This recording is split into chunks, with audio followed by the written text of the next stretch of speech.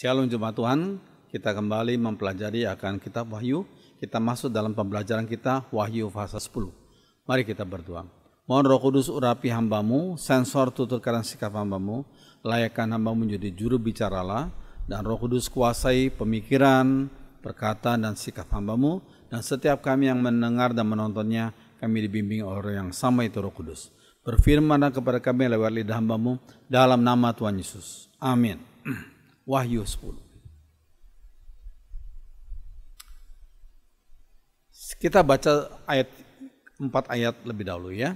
Wahyu 10 ayat 1-4. Dan aku melihat seorang malaikat lain yang kuat turun dari surga, berselubungkan awan dan pelangi ada di atas kepalanya. Dan mukanya sama seperti matahari dan kakinya bagaikan tiang api. Dalam tangannya ia memegang sebuah gulungan kitab kecil yang terbuka. Ia menginjakkan kaki kanannya di atas laut dan kaki kirinya di atas bumi. Dan ia berseru dengan suara nyaring sama seperti singa yang mengaum. Dan sesudah ia berseru, ketujuh guru itu memperdengarkan suaranya. Dan sesudah ketujuh guru itu selesai berbicara, aku mau menuliskannya. Tetapi aku mendengar suatu suara dari surga berkata, meteraikanlah apa yang dikatakan oleh ketujuh guru itu, dan janganlah engkau menuliskannya. Saudara sekalian, seorang bernama William Barclay, almarhum, ya, seorang penafsir Alkitab, terjemahannya diterjemahkan oleh BPK Gunung Mulia, ya, memberi judul bagian ini sebagai wahyu yang tidak bisa dikatakan. Wahyu yang tidak bisa dikatakan. Nah, sekalian, kalau kita melihat bunyi sangkakala yang pertama mulai ditiup, yaitu kalau kita baca dalam Wahyu 8 ayat 7 dan seterusnya. Bunyi sangkakala pertama, kedua, ketiga dan selanjutnya. Sekalian, nah, dalam Wahyu 10 ini berbicara tentang kejadian-kejadian yang mengerikan. Kejadian mengerikan sebelum sangkakala ketujuh ditiup. Jadi sebelum sangkakala ketujuh ditiup ada terjadi kejadian yang mengerikan. Nah, saudara, ayat yang pertama yang sudah kita baca, dan aku melihat seorang malaikat lain yang kuat turun dari surga. Malaikat lain yang kuat turun dari surga. Terus sekalian, satu malaikat saja sebenarnya bisa membunuh begitu banyak tentara Assyria. Jadi kalau ada sebagian orang tua yang begitu sayang sama anaknya cuma satu, tapi berdoanya gini, Tuhan kirimlah malaikat-malaikatmu untuk melindungi anakku. Pada anaknya cuma satu, tapi minta malaikat-malaikat membentengi anaknya. Kalau kita membaca firman Tuhan, sebenarnya kekuatan malaikat Tuhan luar biasa. Misalnya kalau kita lihat dalam 2 Raja-Raja 19 ayat 35. Ya, that night an angel of the Lord, pada malam itu seorang malaikat Tuhan went to the Assyria camp. Pergi ke camp Assyria, tentara Assyria, and killed 185,000 soldiers. Satu malaikat malam itu membunuh 185,000 tentara Assyria. Bisa bayangkan. Jadi kita nggak perlu serakah minta malaikat melindungi anak bayi kita. Ya, bayangkan satu orang malaikat saja bisa membunuh 185,000 tentara Assyria. Ya, sekalian, jadi kita tidak perlu berdoa minta perlindungan dari malaikat Tuhan secara berlebihan. Cukup satu saja. Dan memang Tuhan kirim satu orang malaikat tuh melindungi akan umatnya. Ya, setiap anak Tuhan dilindungi oleh satu malaikat. Ya. Oke. Malaikat Tuhan turun dari surga berarti dari tempat kediaman Bapa Sorgawi dan anak Allah. Sekarang anak Allah sudah balik dari misinya di dunia dan sudah dimuliakan dan sekarang dimuliakan di surga. Ya. Lalu Sedangkan pribadi Roh Kudus yang tinggal dalam hati setiap umat Tuhan di dunia ini. Sudah lihat dalam Efesus 1:13. Ya. Oke. Nah, selanjutnya. Malaikat tersebut dikatakan berselubungkan awan. Maksudnya apa? Awan berarti glory, kemuliaan. Berselubungkan kemuliaan. Jangan lupa ya, kitab Wahyu adalah kitab yang banyak simbol. Jadi kita perlu pahami makna simbolnya. Ya. Oke. Ayat 1 dikatakan, dan pelangi ada di atas kepalanya. Di atas kepala malaikat itu pelangi. Maksudnya apa pelangi? Sekalian, rainbow after rain. Nah, pelangi mengingatkan kita akan janji Tuhan kepada Nuh setelah hukuman air bah di seluruh dunia. Kita lihat dalam Kejadian pasal 9. Ya. Jadi kalau kita melihat pelangi, kita ingat akan janji Tuhan yang tidak akan lagi menghukum dunia. Walaupun manusia berdosa, tidak akan dihukum lagi dengan air bah. Ya, cukup sekali saja itu pada zaman Nuh itu. Ya. Itu pelangi itu. Mengingatkan kita akan janji Allah yang tidak akan menghukum manusia walaupun berdosa dengan air bah lagi. Ya. Oke, Kejadian 9 14-15. Setiap kali jika aku menutupi langit dengan awan, maksudnya hujannya, lalu pelangi itu tampak, aku akan mengingat janjiku kepadamu, kepada Nuh ya, dan kepada segala makhluk hidup, yaitu banjir tidak akan lagi membinasakan segala yang hidup. Jadi pelangi melambangkan janji Tuhan yang seperti tadi kita dengarkan. Oke. Nah, ada satu lagu lama sebenarnya yang masih dinyanyikan oleh sebagian orang ya. Dalam refrennya dikatakan, habis hujan tanpa pelangi sebagai janji yang teguh, di balik duka menanti pelangi kasih Tuhanku. Bagus ya? Ini referennya saja. Nah, dalam Wahyu 1b dikatakan mukanya bersinar seperti matahari. Muka malaikat itu dikatakan bersinar seperti matahari. Dan kakinya seperti tiang api. Saudara sekalian, matahari saja tidak bisa kita tatap dengan mata. Apalagi wajah Allah Sang Pencipta matahari. Siapa yang bisa menatap matahari? Walaupun jauhnya luar biasa. Toh? Kalau ada gerhana, kita harus memakai kacamata gelap baru bisa melihat dan nggak boleh lama-lama. Ya, nggak ada orang bisa menatap matahari dengan tanpa kacamata. Ya, sekalian, itu pun juga pada waktu gerhana. Matahari saja tidak bisa kita tatap, apalagi kita tidak bisa menatap Allah Sang Pencipta matahari. Ya, karena begitu mulianya.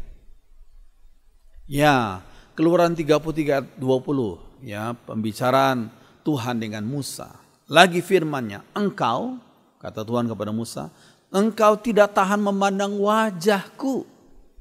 Sebab tidak ada orang yang memandang aku dapat hidup. Memang matahari saja kita bisa tidak bisa kita tatap, apalagi Tuhan Sang Pencipta matahari. Ya. Wajah malaikat yang menampakkan diri kepada Rasul Yohanes juga bersinar seperti matahari dikatakan. Ya, bersinar seperti matahari. Oke. Selama di dunia, Tuhan Yesus pernah menyatakan kemuliaannya yang sesungguhnya. Kalau kita lihat dalam Matius 17 ayat 2. Ya. Lalu Yesus berubah rupa di depan mata mereka. Mata di depan Petrus, Yohanes, Yakobus ya, yang menemani dia ya, di atas gunung itu ya. Wajahnya bercahaya seperti matahari dan pakaiannya menjadi putih, bersinar seperti terang. Ya, ini gambarannya dari gambar yang saya kutip dari internet ya. Terus kalian pernah sekali Yesus menyatakan kemuliaannya yang dinyatakan dalam Matius 17 itu. Ya. Oke. Nah, namun semasa inkarnasinya penjelmaan Yesus Sang Firman menjadi daging, semasa inkarnasinya 2000 tahun yang lalu, Tuhan Yesus mengambil bentuk sebagai manusia biasa. Kalau sebagai matahari, ya orang nggak bisa lihat. Ya, dia menjelma dalam bentuk seperti manusia biasa. Ya. Filipi 2:5-8 dikatakan, menaruh pikiran, kata Rasul Paulus, menaruh pikiran dan perasaan yang terdapat juga dalam Kristus Yesus, yang walaupun dalam rupa Allah, tidak menganggap kesetaraan dengan Allah itu sebagai milik yang harus dipertahankan, melainkan telah mengosongkan dirinya sendiri dan mengambil rupa seorang hamba dan menjadi sama dengan manusia. Dan dalam keadaan sebagai manusia, ia telah merendahkan dirinya dan taat sampai mati, bahkan sampai mati di kayu salib. Ini dalam teologi disebut teologi kenosis, mengosongkan diri. Itu sang firman yang menjelma jadi daging, yaitu dalam diri Tuhan Yesus. Filipi 2:5-8. Yesus ini penting sekali prinsip ini. Yesus bersikap aktif untuk merendahkan diri, namun bersikap pasif pada waktu ditinggikan. Luar biasa. Ya, kita baca kalimatnya. Yesus bersikap aktif untuk merendahkan diri, namun bersikap pasif pada waktu ditinggikan. Yesus menjadi manusia, ia mengosongkan dirinya. Ia menjadi sama dengan manusia. Dia aktif, dia merendahkan diri. Menjadi sama, menjadi mengambil rupa seorang hamba dikatakan. Yang kemana-mana jalan kaki melayani manusia yang berdosa. Hanya sekali-kalinya dikatakan Yesus naik keledai pada waktu dia masuk ke Yerusalem. Dan gitu dia turun lagi, dia biasa berjalan kaki. Luar biasa. Jadi Yesus bersikap aktif untuk merendahkan diri. Betapa sebagian orang yang berdosa ini, walaupun kita banyak kelemahan, tapi pada waktu kita sukses, kita nggak mau merendahkan diri, maunya menyombongkan diri, maunya dimuliakan selalu. Kita pasif bersikap pasif untuk merendahkan diri. Ketika dipaksa melalui penyakit, melalui tantangan, kesulitan, baru kita belajar rendah hati. Ya. Kita baru belajar rendah hati kalau kita dipaksa. Tapi Tuhan Yesus lain. Tuhan Yesus aktif untuk merendahkan diri. Ya, tetapi pada waktu beliau saatnya ditinggikan, dia bersikap diam saja. Biar Allah Bapa meninggikan dia. Memberikan dia nama segala nama, di atas segala nama, dan memberikan kepada dia gelar Tuhan yang sebagian dipertuhan. Ya. Sekalian, jadi dia bersikap pasif pada waktu ditinggikan. Biar kita meneladani teladan Tuhan Yesus ini, yaitu bersikap aktif untuk merendahkan diri, tapi bersikap pasif untuk meninggikan. Ya, biar Tuhan sendiri yang meninggikan. Tapi kita belajar untuk selalu melayani, bersikap selalu mau menjadi hamba Tuhan. Puji Tuhan. Kita meneladani Tuhan Yesus. Ya. Oke, nah dalam ayat 1 dikatakan dan kakinya bagikan tiang api. Terus sekalian, api itu lambang penyucian.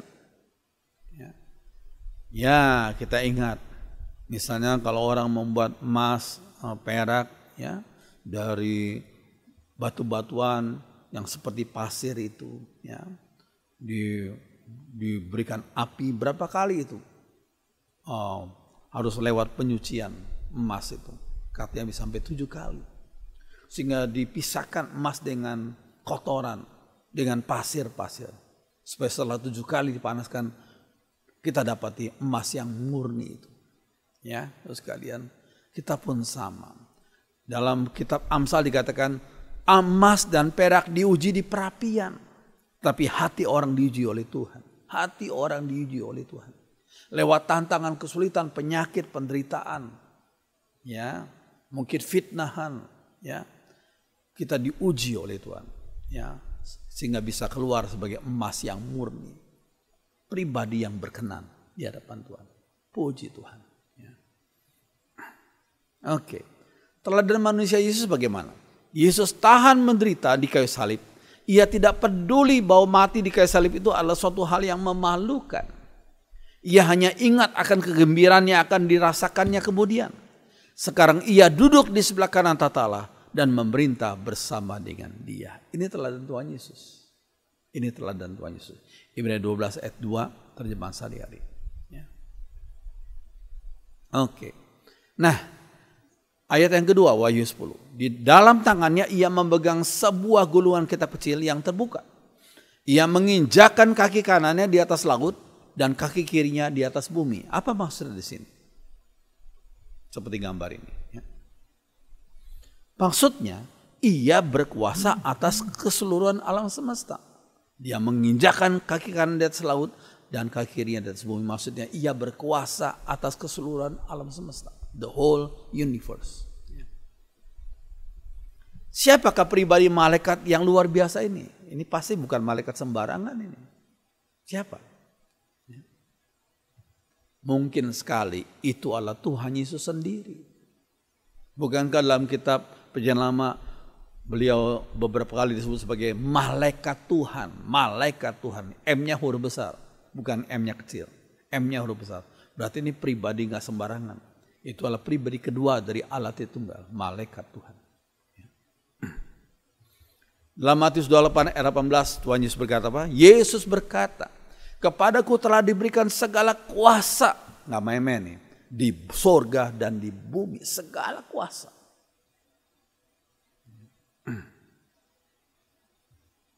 Oke. Wahyu 10 ayat 2. Dalam tangannya ia memegang sebuah gulungan kitab kecil yang terbuka. Seperti gambar ini. Ya. Maksudnya ia memberi Yohanes wahyu yang terbatas. Wahyu yang terbatas. Gulungan kitab kecil yang terbuka. Wahyu yang terbatas. Tapi waktu Tuhan bukan waktu manusia. Ini penting sekali. Waktu Tuhan bukan waktu manusia. Pada waktu itu umat Tuhan memang sedang mengalami aniaya. Pada waktu Rasul Yohanes hidup. Umat Tuhan dikejar-kejar. Mereka harus lari, bersembunyi. Tapi juga di sebagian gereja sekarang, di sebagian negara sekarang, umat Tuhan, umat Kristen sedang dikejar-kejar dan dianiaya. Dan Tuhan bilang bertahanlah.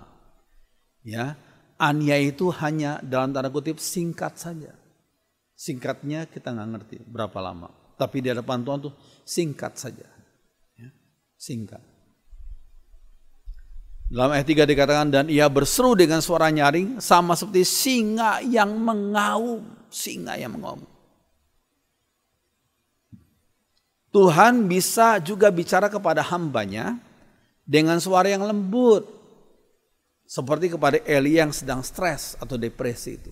Kita lihat dalam 1 Raja 19. Dikatakan Tuhan bicara lewat angin sepoi-sepoi. Kepada Eli yang sedang stres, pada depresi, Allah tidak bicara dengan seperti itu singa mengaum. Ya tambah takut Elia. Tapi dengan angin sepoi-sepoi. Supaya Elia diberikan kesegaran. Ya.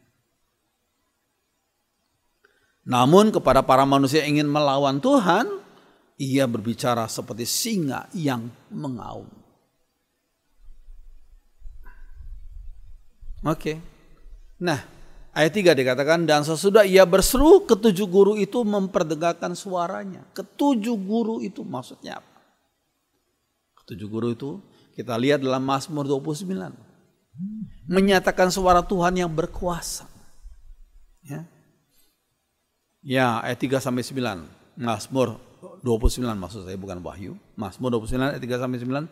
Suara Tuhan di atas air. Allah yang mulia mengguntur. Tuhan di atas air yang besar. Suara Tuhan penuh kekuatan. Suara Tuhan penuh semarak. Suara Tuhan mematahkan pohon aras. Bahkan Tuhan menumbangkan pohon aras Libanon. Ia, suara Tuhan itu, membuat gunung Libanon melompat-lompat seperti anak lembu. Dan gunung Sirion seperti anak banteng. Suara Tuhan menyemburkan nyala api. Suara Tuhan membuat padang gurun gemetar. Suara Tuhan membuat membuat padang gurun Kadesi gemetar. Suara Tuhan membuat beranak rusa betina yang mengandung. Bahkan hutan digundulinya, dan dalam baitnya setiap orang berseru, hormat. Itu tentang suara Tuhan. Itu kalau kita lihat tanda merah itu, huruf merah itu 7 kali. Jadi kalau kita baca kitab Wahyu ayat 3, di situ ada 7 guru, itu maksudnya berkaitan dengan suara Tuhan yang berkuasa itu. Oke. Namun sekali lagi ya, bagi Elia yang sedang depresi, suara Tuhan bukan datang dengan angin keras, angin badai, bukan dengan halilintar, tapi dengan angin yang sepoi-sepoi. Itu yang lembut. Saudara baca dalam 1 Yohanes 19 ayat 12. Ya, Tuhan lihat kondisinya bagaimana. Tuhan berbicara dengan cara yang cocok bagi kondisi itu. Ya. Jadi cara Tuhan bersuara sesuai dengan sikon dan kebutuhan umatnya. Tidak selalu sama. Ya. Oke. Nah, ayat 4 dikatakan begitu ketujuh guntur guru itu bersuara, saya mau mencatatnya, tetapi saya mendengar suara di surga berkata, rahasiakanlah. Dalam terjemahan sehari-hari ya, rahasiakanlah apa yang dikatakan oleh 7 guntur itu, jangan mencatatnya. Maksudnya apa? Mengapa dirahasiakan? Ya. Karena mungkin belum waktunya untuk dipahami, Ya, maka dirahasiakan dulu. Ya, ambil contoh gambar seperti sudah lihat.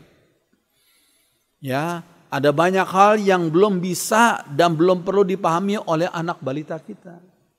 Kalau anak balita sering tanya, kita nggak semua harus jelaskan seperti kita menjelaskan kepada orang dewasa. Belum sampai dia. Pokoknya dia cuma tanya, ya. Harus sekali demikian juga kita. Pemahaman kita terus progresif, ya. Manusia berdosa, pemahaman kita terus progresif, ya. 2 Korintus 12 ayat 3-4. Di sana orang itu, kata Paulus, mendengarkan hal-hal yang tidak dapat diungkapkan oleh manusia. Pengalaman Paulus satu kali diangkat ke surga itu. Ya, Paulus itu mendengarkan hal-hal yang tidak dapat diungkapkan oleh manusia. Dan tidak juga diizinkan kepada manusia untuk mengucapkannya. Sekalian karena manusia itu punya banyak keterbatasan. Ya. Oke, selanjutnya. Ayat 5-7 dikatakan, lalu malaikat yang saya lihat dalam terjemahan sehari-hari ya, berjejak di laut dan di darat itu, mengangkat tangan kanannya ke langit. Ia bersumpah demi nama Allah yang hidup selama-lamanya, yang menciptakan langit, bumi, dan laut, serta segala sesuatu yang ada dalamnya. Malaikat itu berkata, waktunya tidak akan ditunda lagi. Tapi apabila malaikat ketujuh meniup trompetnya, Allah akan melaksanakan rencana rahasianya, seperti yang telah ia beritakan kepada hamba-hambanya, yaitu para nabi. Ayat 5-7. Ya. Apa itu bersumpah? Di situ ada kata sumpah. Sumpah itu artinya ucapan yang dikatakan demi nama Allah. Ya. Jadi maksudnya ucapan yang disebutkan itu disaksikan oleh Allah. Jadi ucapan itu haruslah benar. Nggak boleh dusta, nggak boleh main-main. Sebab Allah menyaksikan ucapan hal itu. Ucapan orang itu. Itu namanya sumpah. Ya. Oke, malaikat itu berkata waktunya tidak akan ditunda lagi. Maksudnya apa? Nggak akan ditunda lagi. Apa maksudnya? Ibrani 10 ayat 37-38 dikatakan, sebab dalam Alkitab tertulis, hanya sebentar saja lagi, maka ia yang akan datang itu akan segera datang. Ya, kedatangan Yesus kedua ya. Ia tidak akan menunda-nunda kedatangannya. Dan umatku yang benar akan percaya dan hidup. Tapi kalau ada yang di antara mereka yang mundur, maka aku tidak akan senang kepadanya. Sekalian tidak akan menunda-nunda kedatangannya. Sekalian, ini ada satu buku judulnya From Human Time to God's Eternity. Dari waktu manusia kepada kekekalannya Allah. Buku ini bagus sekali. Ya. Oke. Waktu Tuhan memang bukan waktu kita. Ini penting ya. Yang penting kita perlu siap sedia setiap saat. Ya, kita nggak bisa mengatur waktu Tuhan dengan waktu kita. Ya pokoknya yang penting siap sedia saja. Kapan saja kalau Tuhan punya kehendak, Tuhan bisa datang. Yang penting kita siap sedia saja. Ya, setiap waktu. Oke. Nah, 2 Petrus 3:8 dikatakan bahwa di hadapan Tuhan, dikatakan kata Petrus, satu hari sama seperti 1000 tahun. Jadi maksudnya di hadapan Tuhan apa? Satu hari Tuhan sama dengan 1000 tahun manusia. Tapi enggak titik. Dan 1000 tahun Tuhan maksudnya sama dengan satu hari manusia. Maksudnya apa ini? Maksudnya kalimat ini adalah waktu Tuhan tidak sama dengan waktu manusia. Itu saja artinya. Ya, waktu Tuhan tidak sama dengan waktu manusia. Jadi jangan sebagian orang berpikir seperti itu. Tuhan menciptakan 6 hari, satu hari 1000, makanya 6000. Makanya setelah 6000 Masehi disitulah Tuhan datang. Itu kan tafsiran manusia yang ternyata terbukti salah. Ya kita hanya tahu bahwa waktu Tuhan tidak sama dengan waktu manusia, gitu saja. Ya. God moments. Oke. God time is the best time. Waktu Tuhan adalah waktu yang terbaik. Galatia 4:4. Tetapi setelah genap waktunya, maka Allah mengutus anaknya. Genap waktunya. Ya ini yang lahir dari seorang perempuan dan takluk kepada hukum Taurat. Setelah genap waktunya, Tuhan Yesus lahir ke dunia ini. Genap waktunya maksudnya apa? Ada beberapa tafsirannya, tapi saya ambil salah satu tafsiran. Ya, genap waktunya maksudnya apa? Nah ini, Yesus lahir pada waktu yang tepat.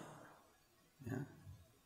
Ketika terjadi lalu lintas antar negara yang lancar waktu itu, kerajaan Roma membangun jalan-jalanan dari negara ke negara yang diduduki Roma. Makanya pada itu ada satu statement, all roads lead to Rome. Semua jalan membawa seseorang kepada kota Roma. Ya, Yesus berkata apa? I am the way, Hohodos.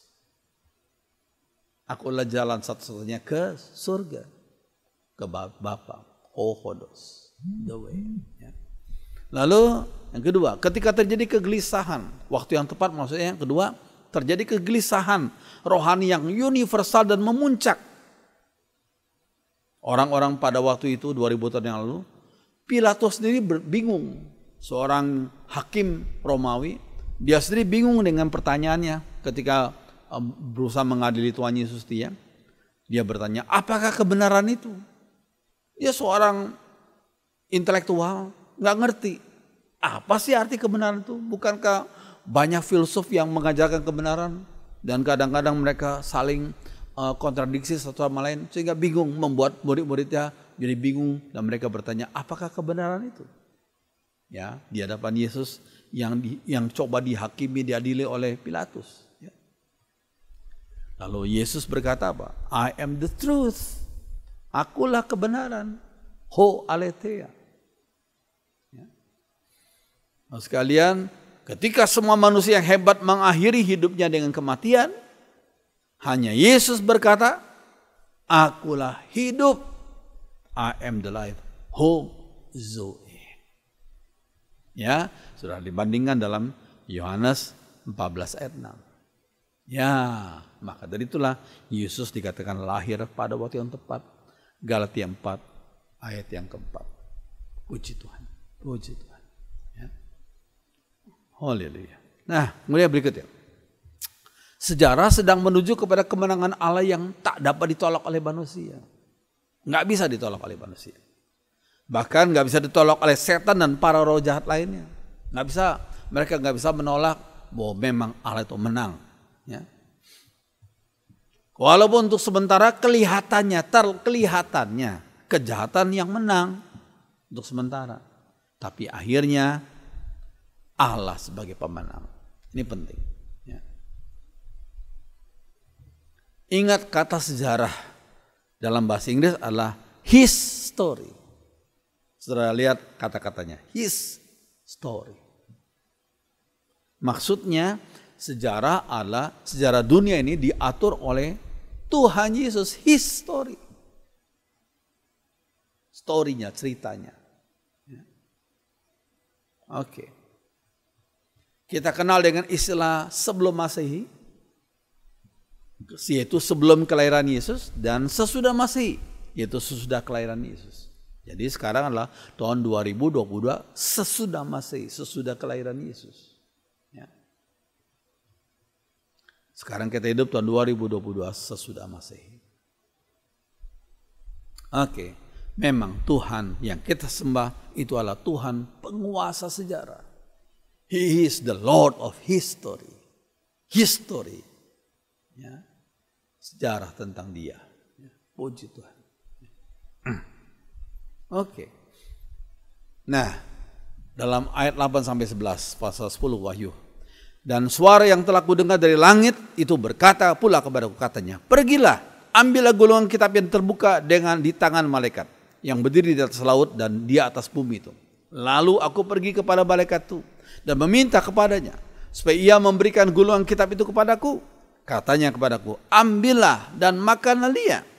Ia akan membuat perutmu terasa pahit, tapi dalam mulutmu ia akan terasa manis seperti madu. Bersama-sama kita baca. Lalu aku mengambil kitab itu dari tangan malaikat itu dan memakannya. Dan dalam mulutku ia terasa manis seperti madu. Tapi sudah itu aku makannya, perutku menjadi pahit rasanya. Maka ia berkata kepadaku, engkau harus bernubuat lagi kepada banyak bangsa dan kaum dan bahasa dan raja. Oke, ini bagian terakhir. Lalu sekalian, katanya kepadaku, ambillah dan makanlah dia. Ia akan membuat perutmu terasa pahit, tapi dalam mulutmu akan terasa manis seperti madu. Apa maksudnya di sini? Oh, sekarang kita perlu membandingkan kitab Nabi Yeskiel. Yeskiel 3 ayat 1 dan 2 dalam perjanjian lama ya. Firman-Nya kepadaku, hai anak manusia, makanlah apa yang kau lihat di sini. Makanlah gulungan kitab ini. Dan pergilah dan berbicara kepada kaum Israel. Maka ku bukalah mulutku dan diberikan gulungan kitab itu untuk kumakan. Ya.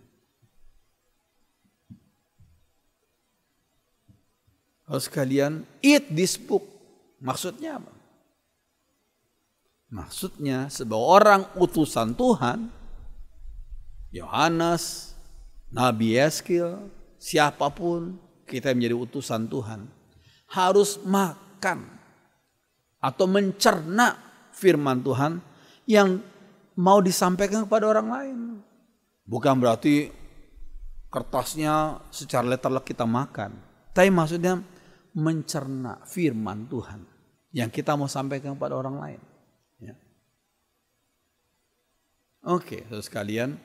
Nah, dalam kitab Mazmur dikatakan hukum Tuhan lebih berharga dari emas murni, lebih manis dari madu asli.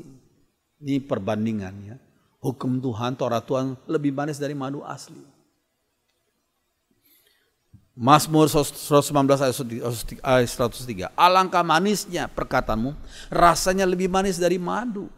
Bukan berarti Alkitab kita jilat-jilat dengan lidah kita. Tapi maksudnya secara jiwa kita anggap kita mengalami firman Tuhan itu rasanya lebih manis dari madu. Ya. Nah, kita misalnya perlu ketahui sedikit tentang kebiasaan pembelajaran orang Yahudi pada waktu itu.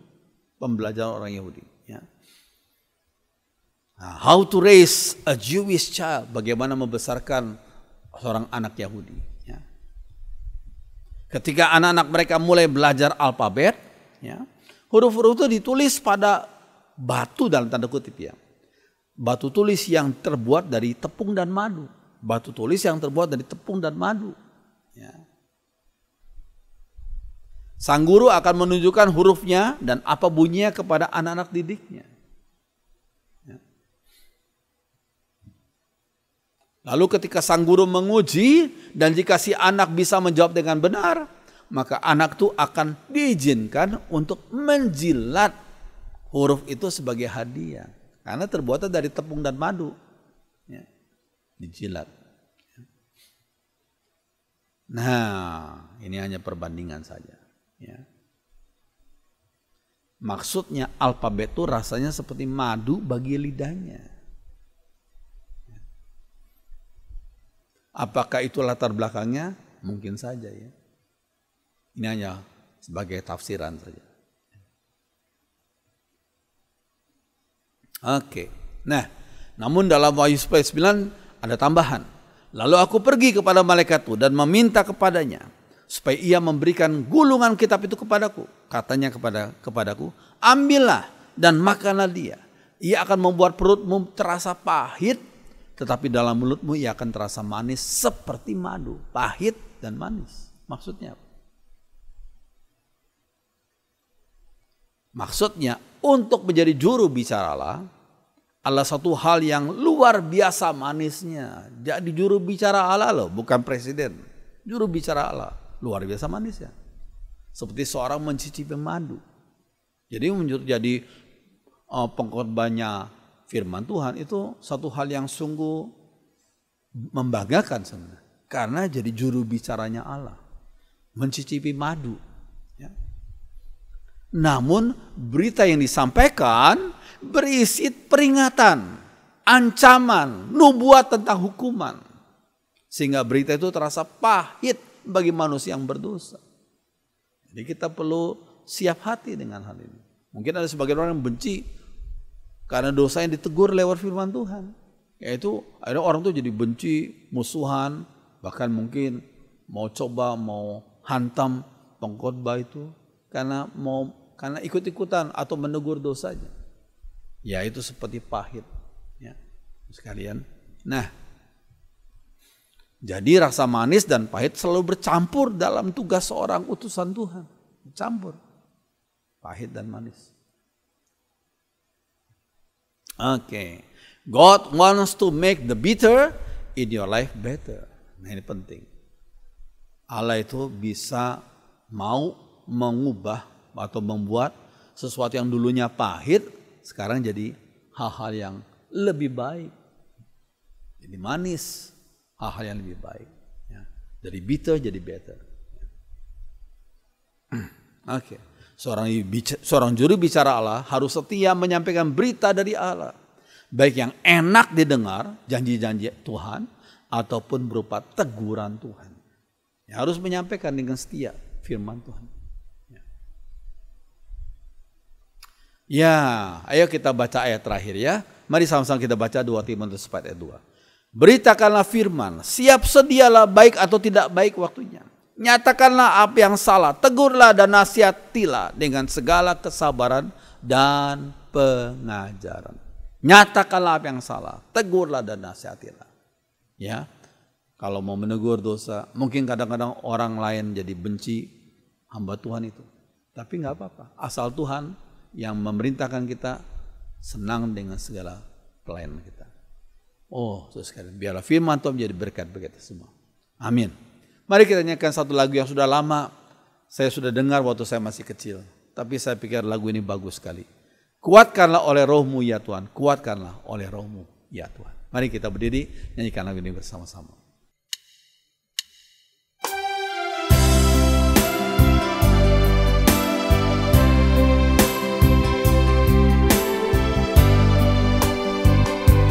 Kuatkanlah oleh rohmu ya Tuhan. Kuatkanlah oleh rohmu ya Tuhan. Biar ribut keras datang, ku mau tetap selamanya. Kuatkanlah hatiku ya Tuhan.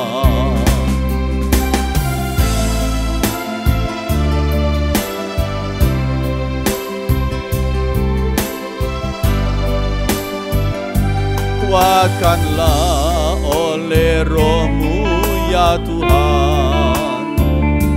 Kuatkanlah oleh Tuhan. Biar ribut keras datang, ku mau tetap selamanya. Kuatkanlah hatiku, ya Tuhan. Biar ribut keras datang, biar ribut keras datang, ku mau tetap selamanya. Kuatkanlah hatiku, ya Tuhan. Kuatkanlah hatiku, ya Tuhan. Kuatkanlah hatiku, ya Tuhan. Sekali lagi. Kuatkanlah hatiku, ya Tuhan. Terima kasih untuk firman-Mu. Terima kasih untuk Roh Kudus yang selalu menguatkan kami menghadapi tantangan berbagai macam kesulitan. Terima kasih Tuhan, tolong gereja Tuhan, umat Tuhan, hamba-hamba Tuhan, supaya semuanya dikuatkan oleh Roh Kudus. Tolong kami Tuhan, kami hanya menyembah Tuhan Yesus Sang Juru Selamat, bukan orang lain, bukan pribadi lain, hanya Tuhan Yesus saja. Walaupun tantangan, Tuhan kuatkan kami. Dalam nama Tuhan Yesus kami sudah berdoa. Semua orang beriman mengatakan amin. Puji Tuhan, silakan dulu.